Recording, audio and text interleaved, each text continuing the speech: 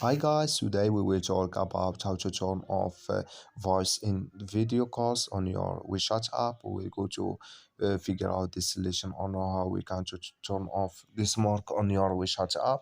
All you have to do, you just go down here, you click here on me, then it's going to take you to next window here like you say. Then you just click here on settings, then you come to settings window here and you just click here on message notifications, then you come to our message notifications window here and you just click here on voice video calls notifications. You will click and it's going to take you to next window here, and you come here to show notifications in up here, and you click here on this mark and like you say color, it's gone. That's main show notifications for voice and video calls notifications. It's turned off now.